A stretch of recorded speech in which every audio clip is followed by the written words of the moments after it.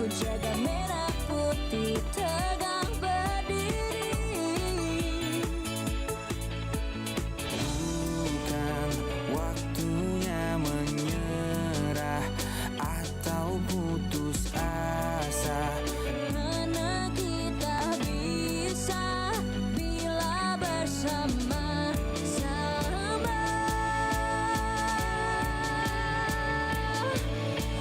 Kita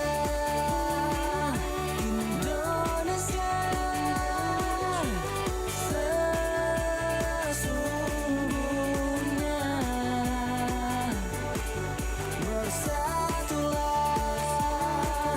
Indonesia jadi juara. Kita Indonesia sesungguhnya bersatu padu, tak pernah berpisah. Berbagai suku dan budaya kita terjaga oleh persatuan yang abadi seperti Pancasila. Inilah dasar yang mengikat kita semua, bangga dengan kebinekaan. Kita semua adalah saudara. Kita Indonesia sesungguhnya. Bersatulah Indonesia jadi juara. Kita Indonesia sesungguhnya. Kabaratna Pro 4. Kabarannya Pro 4 pukul 11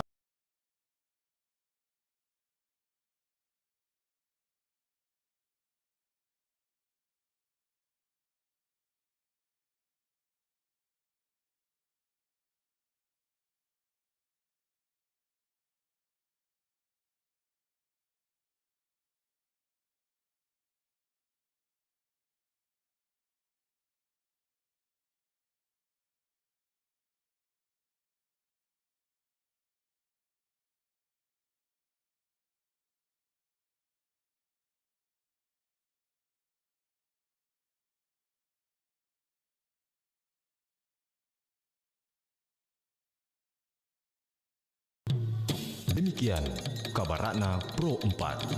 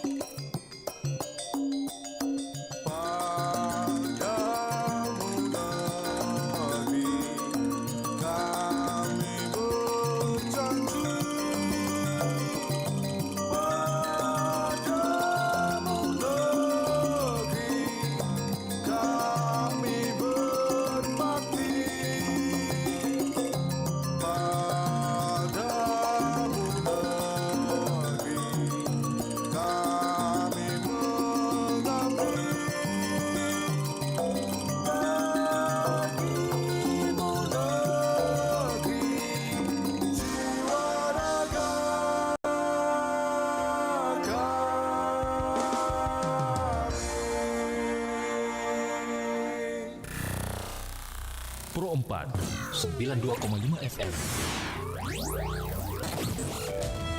Suara Budaya Sulawesi Selatan.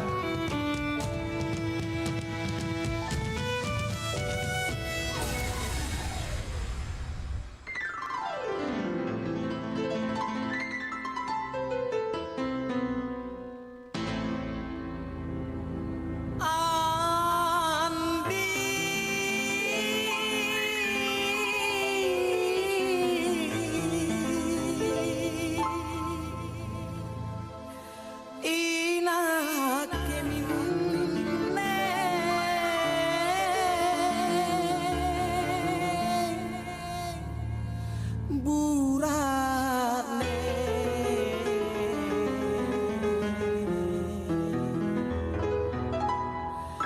ka masih ya.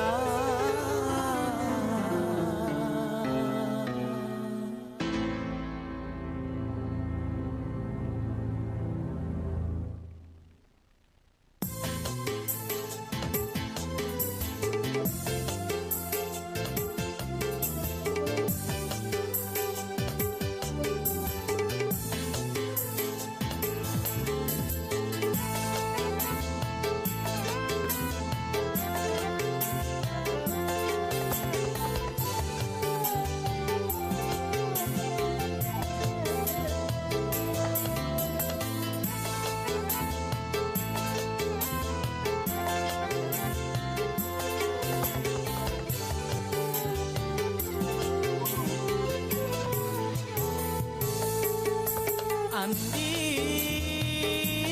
bunting komange inake ina doeku Andi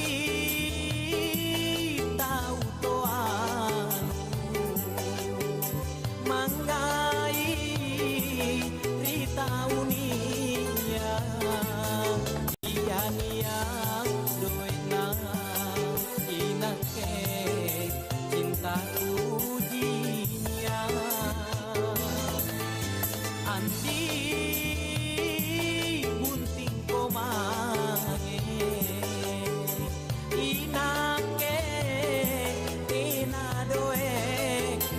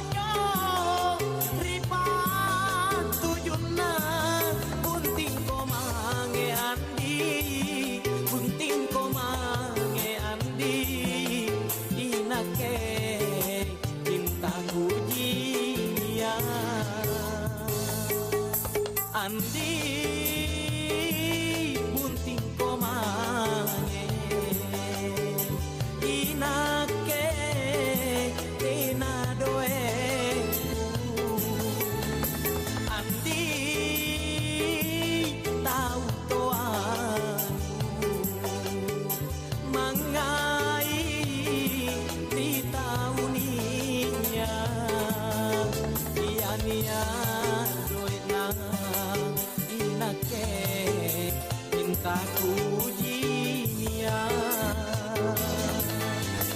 andi punting komangeng inake tina doeku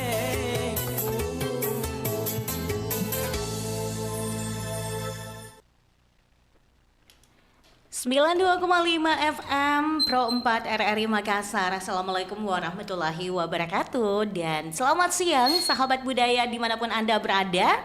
Senang rasanya untuk siang hari ini kembali lagi saya Dewi Satriani menjumpai Anda di obrolan seni budaya. Apa kabar untuk Anda saat ini? Mudah-mudahan saja dalam keadaan sehat walafiat ya. Amin ya rabbal alamin. Baik, kali ini di obrolan seni budaya kita akan membahas terkait dengan dari ritual ke festival transformasi Gauk Maraja di era modern. Dan narasumber kita alhamdulillah sudah ada di studio. Ada Bapak Andi Halilintar Lati, beliau adalah antropolog dan budayawan.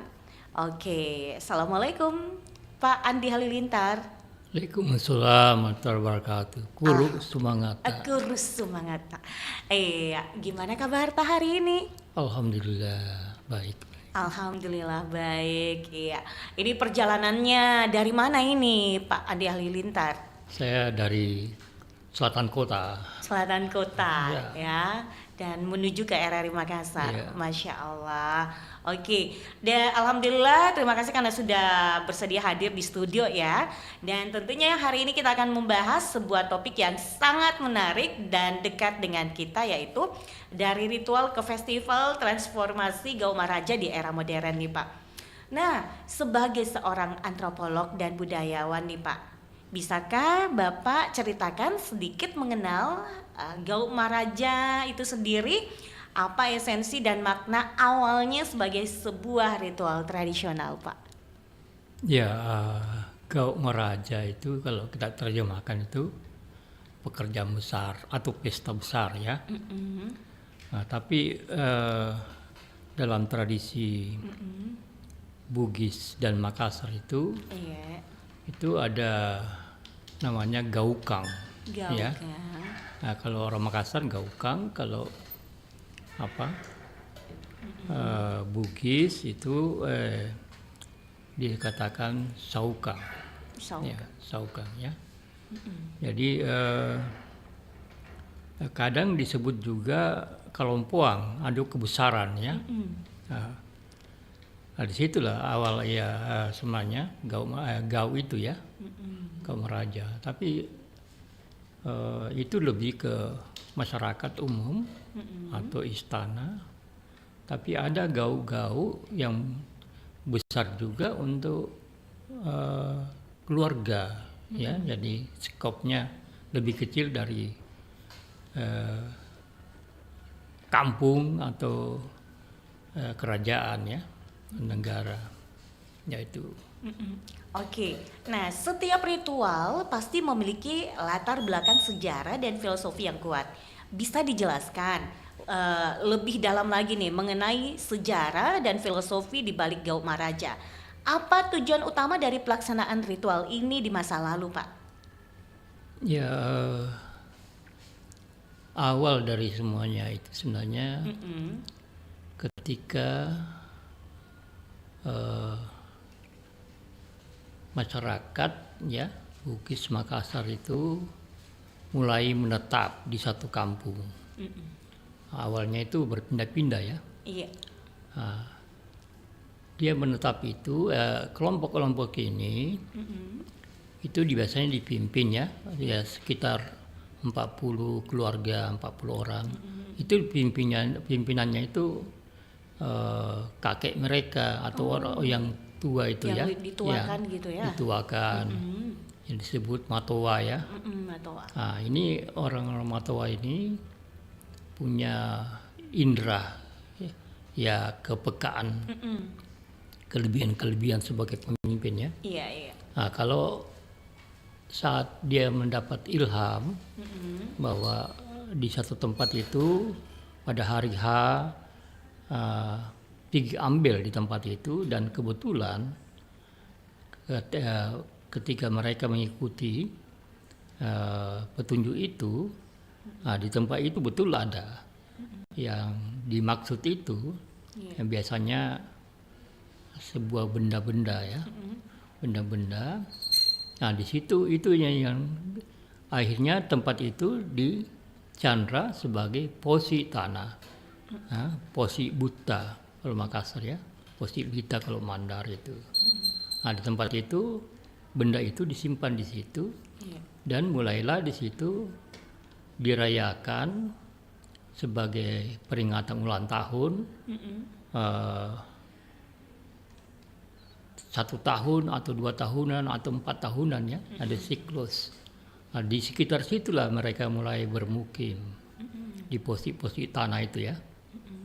Itu. Jadi itulah mulai di situ ritual itu ya.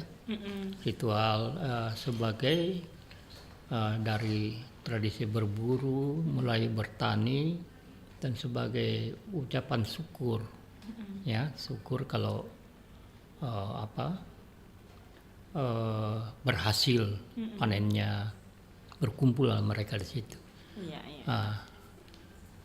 Tujuannya sebenarnya kalau kita klasifikasikan itu dalam upacara-upacara itu sebenarnya ada 3 saja. Pertama ritual siklus hidup, daur hidup ya. Itu mulai dari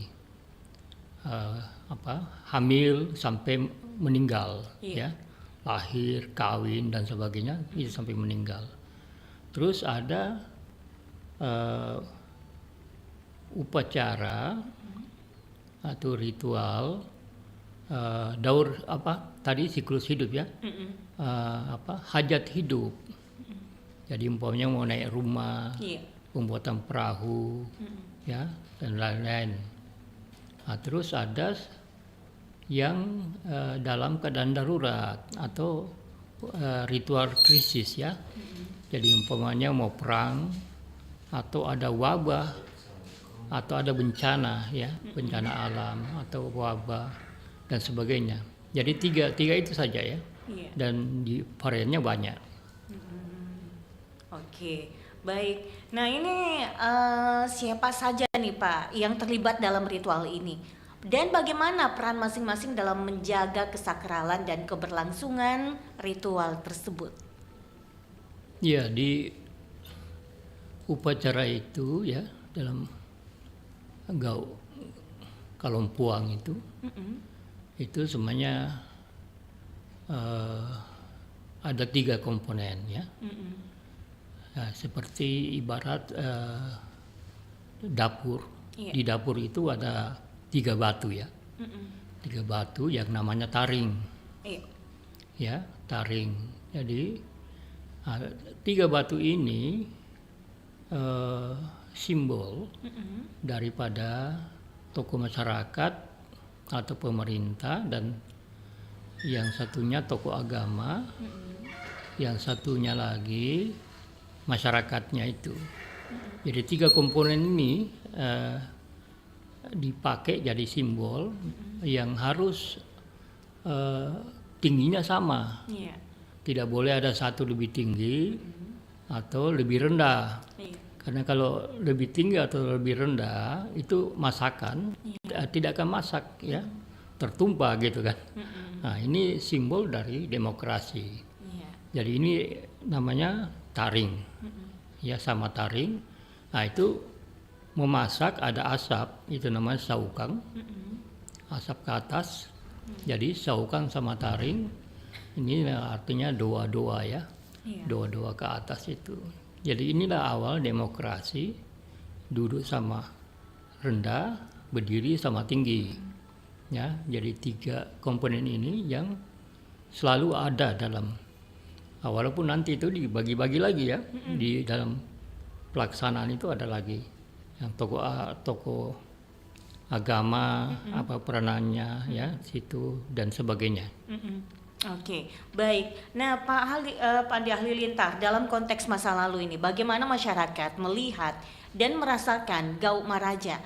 Apakah ada aturan atau pantangan tertentu yang harus dipatuhi? Ya, kalau kita eh,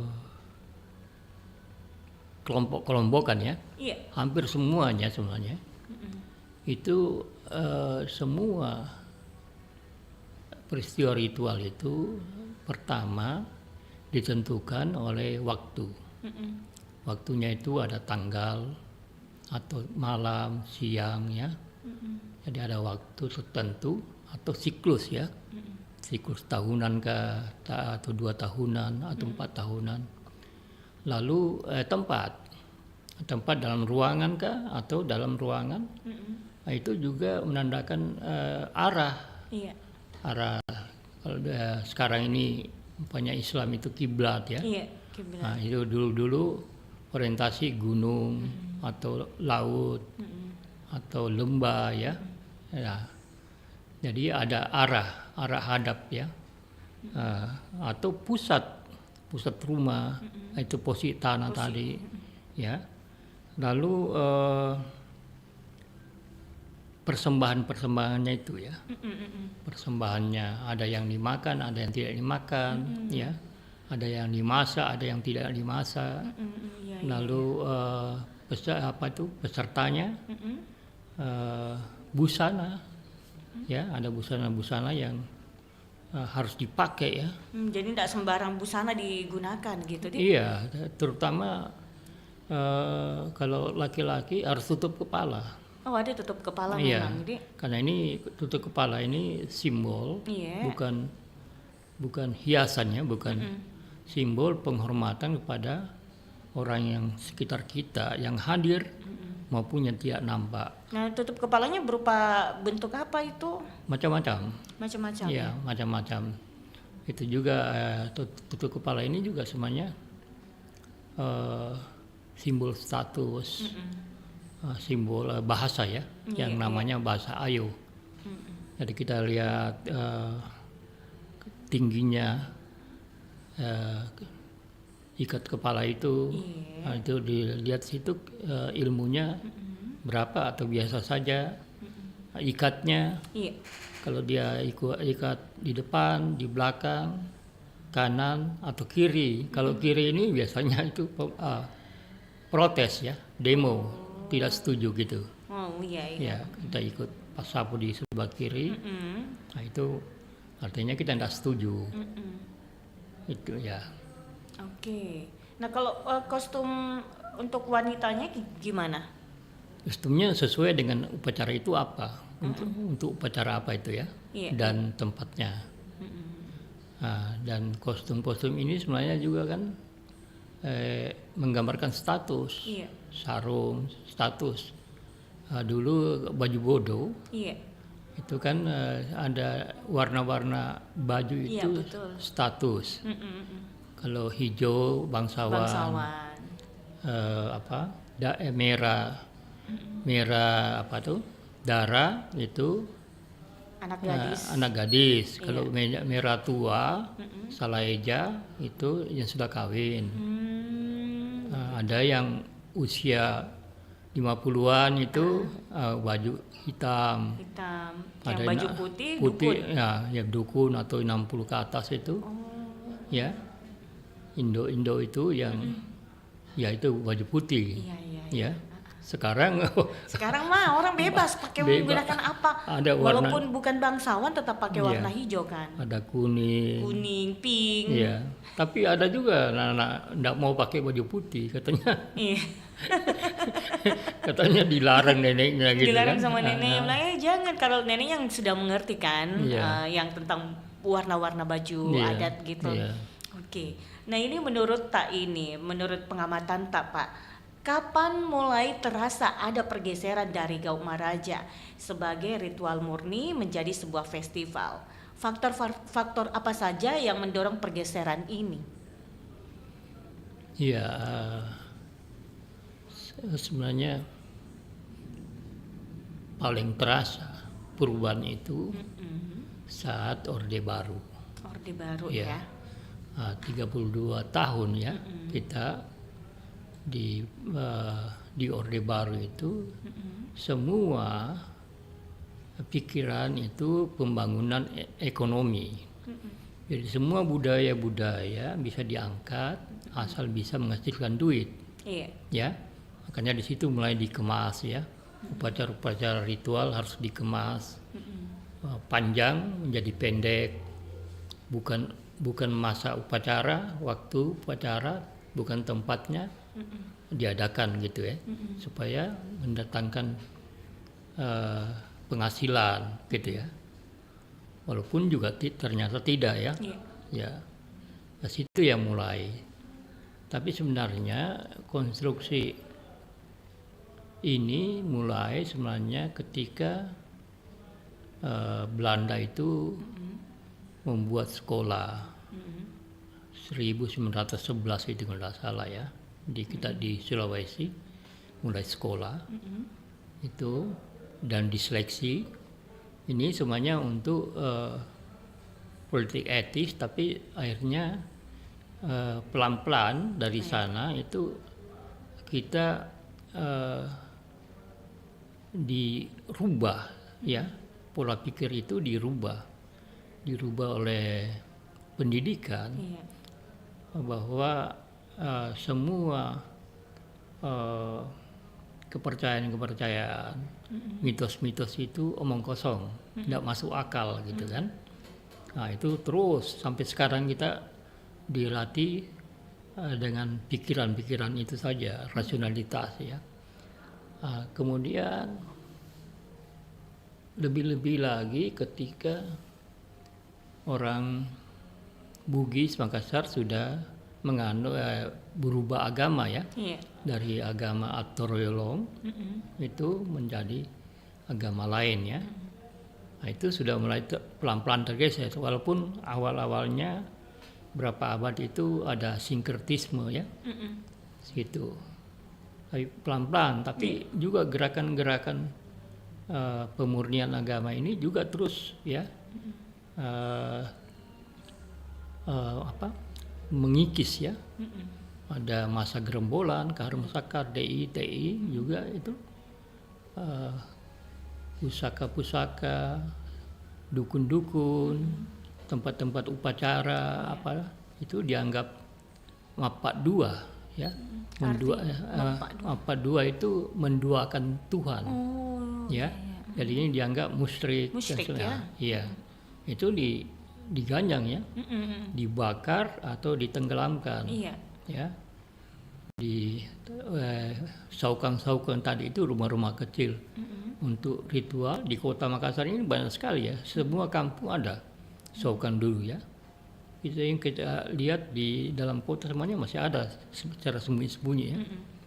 Dekat sini ada ada berapa tempat itu ya. Cuma sudah masuk di dalam rumahnya orang ya, dalam kamar orang. Itu ya juga lalu ya teruslah bergerak terus ya. Jadi terjadi pergolakan terus. Oke. Baik Pak Andi Halilintar, sebelum kita lanjut lagi kebersamaan kita dengarkan lagu dulu ya biar kita lebih semangat lagi.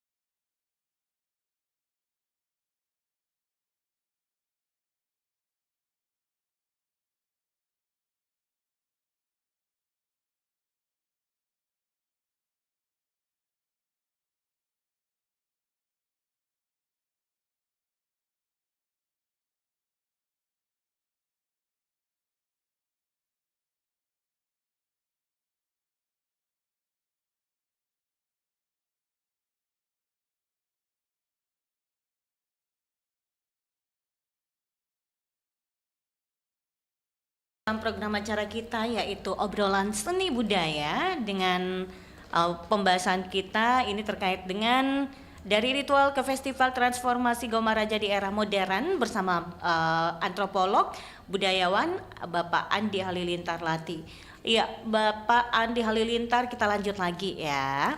Nah, Pak, ketika Gaumaraja bertransformasi menjadi festival, elemen-elemen apa saja dari ritual aslinya yang masih dipertahankan? Dan elemen-elemen apa yang kemudian diadaptasi atau bahkan dihilangkan? Ya, ketika seperti sekarang ini ya, Iya. Itu yang bertahan itu lebih banyak budaya-budaya fisik, visual saja ya.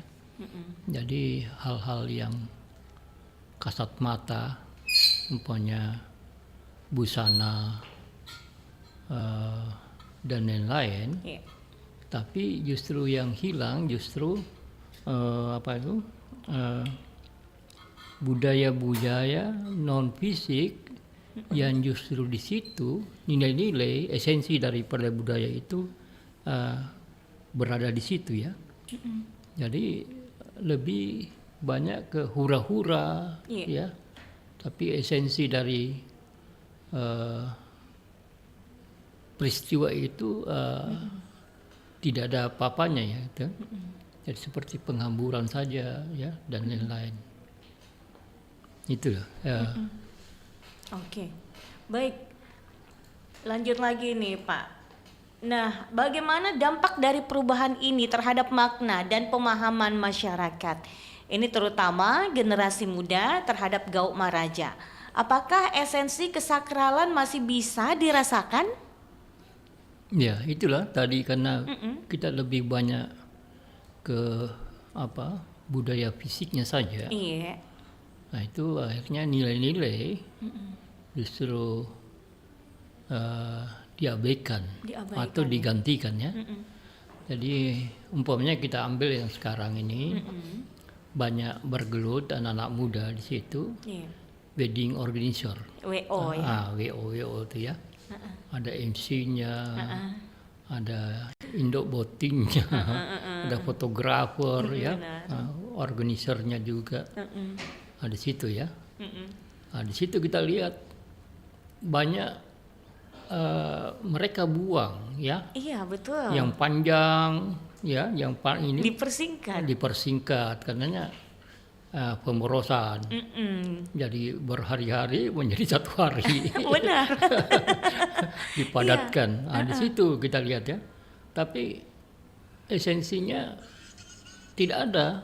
Jadi umpamanya mapacing. Itu gendangnya langsung pakanjara. Tundru pakanjara. Langsung pakanjara toh. Padahal itu sebelum itu pakanjara bagian terakhir ya. Begitu itu dia. selalu harus ada gendang Tundrung Pak Balai. Kan pembangkit semangat ya. Kalau Tundrung Pak Balai itu kayak gimana? Yang satu pakanjara. Iya, Tundrung Pak Balai itu selalu diakhiri oleh pakanjara. Ya, jadi ketika selesai itu satu seksi, nah itu pokoknya orang baru itu harus mulai Tundrung Pak Balai ya. Kalau langsung pakanjara selesai sudah. Iya. Ya, yang selesai. Biasanya seperti itu sekarang saya lihat. Ya, jadi banyak ya hal-hal yang dulu cewek cowok enggak boleh dipertemukan. Sekarang sudah dipertemukan kalau di acara Mapetuada. Ya, sudah. Bahkan si cowoknya kasih bunga, datang memberikan bunga dan ditanya bagaimana ungkapan perasaan Anda, bagaimana cerita awal ketemunya. Iya. Itu sih yang sekarang. Bahkan ada ditanya juga siapa yang PHB-nya. yang pertama nembak. Iya itu. Yang pertama nembak angkat sepatu ya. Nah, ini angkat sepatu ini kan padahal nggak boleh kan? Kurang ajar nggak ini. bisa Ya. karena Ini kurang sopan kurang gitu. sopan. Etikanya tidak ada. Jadi hal-hal ini Apitabe sama Patabe Patabe. ya dan sebagainya. Itu aja satu contoh ya yang banyak sekali. Iya, yang katanya waktu zaman yang dulu-dulu katanya yang saya dengar, kalau Mapatuade itu tidak ada dipertemukan laki-laki dan perempuan. Iya. Tidak ada yang seperti itu. Tapi nyatanya yang sekarang ini mereka sudah dipertemukan dengan calon mempelai pria membawa namanya bunga, buket bunga. Dan sudah itu diberikanlah. Iya. Ini Jadi kayak sakralnya sudah hilang ya. tidak ada lagi Nggak sakral. ada Jadi lagi. semacam pertunjukan. Pertunjukan, iya benar. Pertunjukan. Pertunjukan. Ya, pertunjukan biasa. Dan ini mereka, saya 2 kali mengadakan pertemuan tentang ini. Saya membuat buku tentang Boting ada Ugi ya. Ada buku tak? Ada buku. Nanti saya kasih. Itu ya. Jadi itu gara-gara ini semua. Saya gelisah gitu kan. Nah itu dia, saya juga nggak enak Pak sebagai MC biasanya saya disuruh untuk seperti itu, jadi ya udah. Iya. Padahal sebenarnya katanya kalau yang saya dengar dari orang-orang tua, dia bilang sebenarnya itu waktu dulu-dulu tidak ada dipertemukan seperti itu. Iya. Jadi baru saya serba salah karena WO-nya suruh saya. Iya. Itu boleh jadi konflik ya. Iya betul. Pelaksana itu jadi konflik juga di situ. Iya Konflik betul. batin terutama. Ada juga itu yang selalu saya 2 kali 3 kali Iya. bicara tentang itu Angaru. Angaru, nah. Yang sudah 3 kali Kenapa makan dengan korban Angaru? toh. Iya benar. Nah, itu. Yang saya tahu baru 2 kali sih, tapi nggak tahu mungkin Iya, ada yang lainnya yang lagi. terakhir katanya saya tahunya 2 tapi Nah katanya itu Angaru kenapa bisa dia memakan korban itu? iya. Itu dipakai di pengantin itu kan. Iya. Nah, padahal Angaru ini Tidak boleh digunakan dalam pengantin iya Pak De. tidak ada dalam pengantin. Karena meletong itu orang kalau misalkan calon mempelainya itu bukan orang dari Sulawesi Selatan, Iya. ya. Terus mereka datang dengan rombongannya, disambut dengan Angaru, pasti atak bangkai. Ih, apa ini? Kenapa ini? Itu kan Kaget. kaget Ki. Iya. Nah, padahal mungkin datang senang-senang bahagia Iya. karena pengantin ki keluarga tak.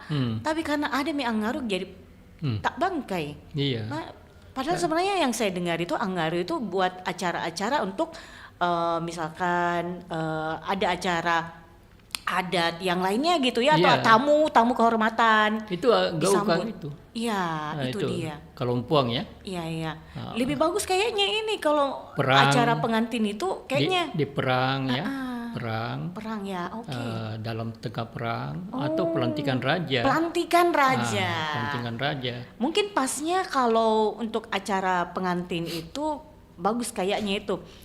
Ya Dende.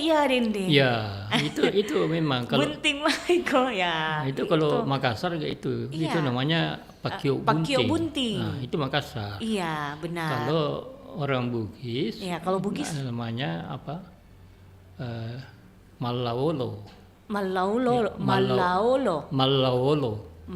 Lawolo itu tali. Oke. Tali yang dipintal 4 warna ya, 4 warna tali. Iya. Itu merah, putih, kuning, hitam. Itu dipintal, untuk ditarik. Ujungnya biasanya itu dipakai gelang naga gitu kan. Iya. Nah itu ujungnya, itu yang ditarik. Nah ini juga berbalasan kalau kalau Makassar itu Pakio Bunting saja dari tuan rumah saja ya. Kalau Bugis ini Malolonya ini 2 dari tuan rumah dan yang mengantar pengantin ini dari atas dan di bawah ini bersaut-sautan. Bersaut-sautan. Nah, tapi ini sudah jarang sekali. Jarang Ya. nih. Pakio iya. yang biasa, yang masih biasa saya dengar itu Pakio Bunting. Tapi ke Iya. Malaolo Bugis. itu belum. Itu Bugis ya. Iya, kayaknya sudah tergeser ya. Makanya saya tulis itu di buku itu ya. Iya. Malaolo itu. Penting sekali sebenarnya dibahas yang seperti Tapi itu memang bahasa bisu ya. Oh, Jadi bahasa bahasa Bugis halus itu. Iya. Ya, intinya bahwa siapa kalian ini datang kok Iya. jauh-jauh ya? Ah. Apakah tidak ada pasar di tempatmu dan sebagainya gitu Padahal kan? tujuannya Ya. untuk Iya. kebaikan. Ya, ini dibalas Jangan lama-lama di situ. Jangan lama-lama ya. Di sini kamu nggak tahu siapa saya bawa ini ya. Ini yang harus dipayungi dan sebagainya gitu. Turunkan. Jadi di situ ada Berbalas-balasan ya. Berbalasan kan. Iya. Dikasih hamburkan beras atau beno. Ya. Beras yang sudah disangrai. Iya, Shanghai itu. Iya. Ya. Tapi Itu. ya jujur sampai sekarang saya belum mendapatkan yang itu tadi yang dari Bugis. Iya. Pakio bunting baru 2 kali selama saya MC, baru 2 kali Iya. saya dapat.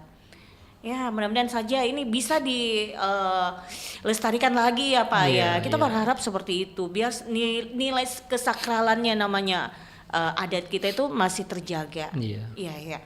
Oke, Pak. Ya modernisasi memang tak terhindarkan. Nah ini menurut Bapak apa saja tantangan terbesar yang dihadapi dalam mempertahankan keaslian Gauma Raja di tengah gempuran budaya populer dan tuntutan pariwisata? Iya, kita masalahnya ini Bugis dan Makassar ini egaliter ya. Egaliter itu semua yang datang dari luar, Iya. budaya atau orangnya itu dianggap lebih bagus dari yang punya kita gitu kan. Iya, benar. Makanya orang merantau atau pendatang itu ilmu-ilmu batu barang-barang dari luar itu dianggap itu lebih bagus dari yang kita miliki gitu kan. Iya. Nah itu satu problem dalam sendiri. Yang lain kita di tengah-tengah globalisasi. Iya. Nah, globalisasi itu 3T ya. Apa itu? Traveling, transportasi, teknologi, Iya. ya, telekomunikasi itu tidak ada lagi jarak dinding pun ditembus semua sekarang. Tidak ada sekat-sekat lagi gitu Iya. antara suku dan lain-lain. Jadi informasi dan sebagainya itu jarak tempat itu sudah bisa. Jadi itu satu tantangan ya, tantangan kita yang ke depan. Maaf. Iya, nggak apa-apa Pak. Oke, baik. Baik, kita lanjut lagi Pak. Bagaimana peran pemerintah daerah atau komunitas adat dalam menjaga keseimbangan antara pelestarian tradisi dan pengembangan pariwisata melalui Festival Gauma Raja? Nah, ini kan baru-baru ada ya, kolaborasi pemerintah dan masyarakatnya Iya, di Maros gitu kan. iya betul. Kita lihat yang ketiga.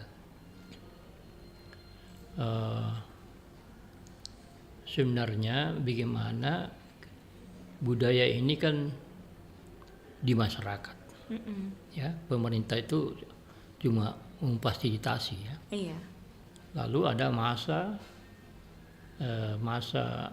jabatan para pejabat ini itu kan 5 tahun dimutasi atau berhenti maksimal 2 periode ya, 10 tahun. Jadi agak sulit kalau kita mengandalkan iya, hanya kepada pemerintah saja.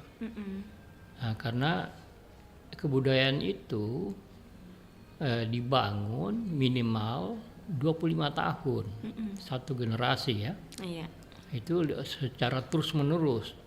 Nah, karena itu pemerintah dan komunitas atau masyarakat ini harus berkolaborasi, ya.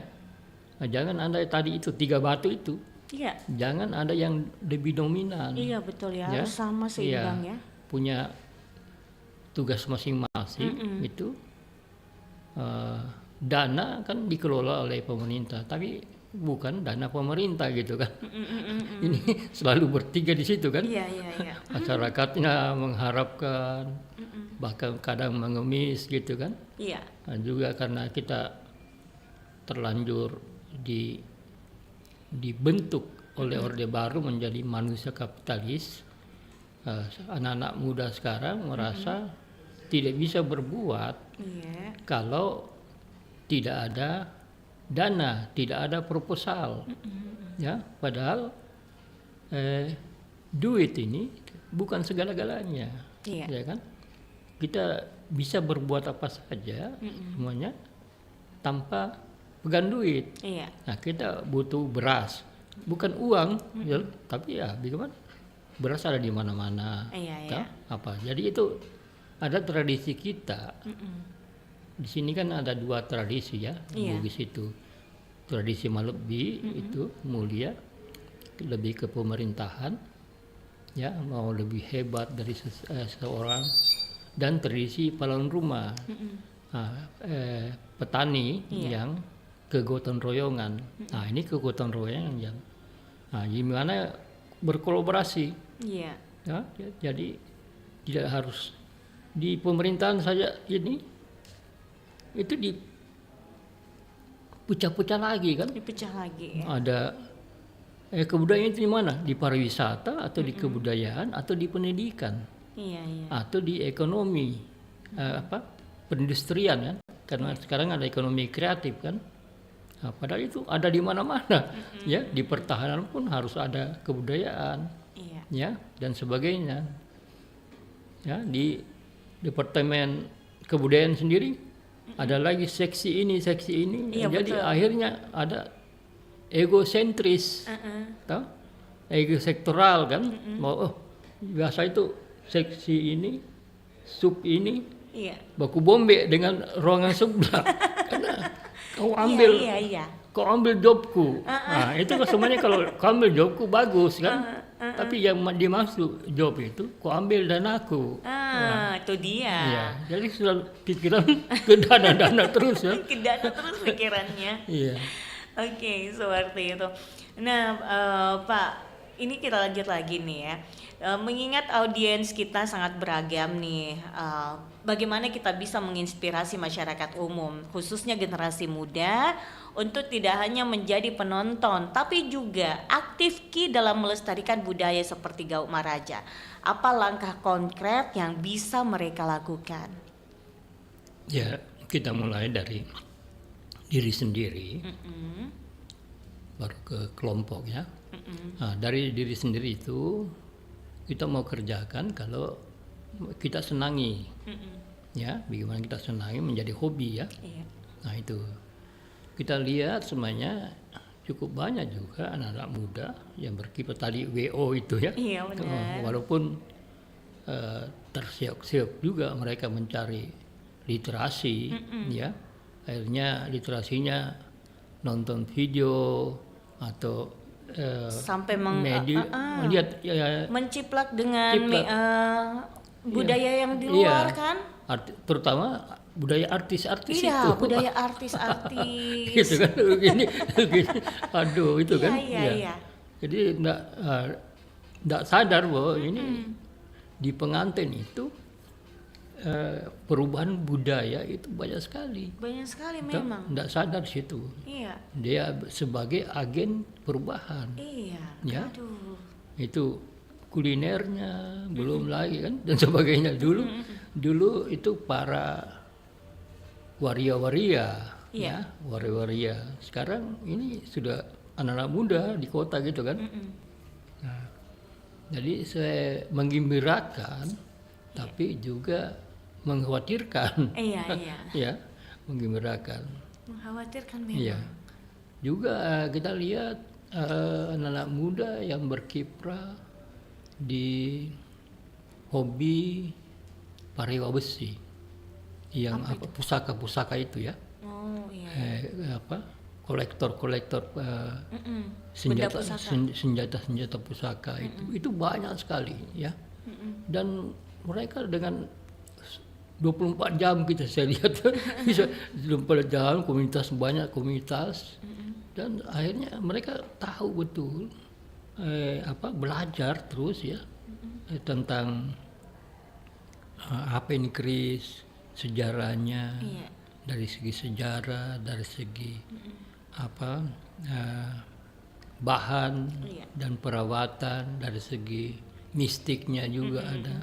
Jadi ada tiga aliran. Dan ini dari situ ini satu saja ya pokoknya tentang keris ini itu akhirnya kan akhirnya dia tahu Iya. bagaimana cara memakainya, bagaimana kostumnya, kapan pakainya, kapan penghormatannya dan sebagainya. Akhirnya meluas ya, Iya. pengetahuannya meluas ke berbagai hal dalam budaya ini. Oke. Ya, jadi dimulai dari satu saja, Iya. satu apa hobi, apa masing-masing orang beda gitu kan. Nah itu akhirnya ditekuni aja. Nah, kenal dulu baru cinta. Oke, mantap. Oke, baik Pak Andi Halilintar, karena kita udah di penghujung acara, jadi yang terakhir nih, pesan apa yang ingin kita sampaikan kepada pendengar kita ini mengenai pentingnya memahami dan melestarikan akar budaya kita sendiri. Ya, di tengah-tengah gempuran budaya Nusantara dan mancanegara ini, mari kita menjadikan budaya kita menjadi identitas kita ya, secara pribadi dan secara komunal. Apa yang membedakan kita dengan orang lain atau suku lain kalau bukan dari segi budaya? Karena itu mari kita mulai minimal dengan budaya fisik kita, umpamanya pakai topi, sarung dan berbahasa dan sebagainya. Iya. Guru semangat. Assalamualaikum warahmatullahi wabarakatuh. Waalaikumsalam warahmatullahi wabarakatuh. Baik, terima kasih untuk Bapak Halilintar. Semoga informasi ini bisa menambah wawasan yang luar biasa sekali. Semoga obrolan kita ini bisa membuka mata dan hati kita semua untuk lebih mencintai, melestarikan budaya bangsa. Baik, sahabat budaya, sampai jumpa. Assalamualaikum warahmatullahi wabarakatuh.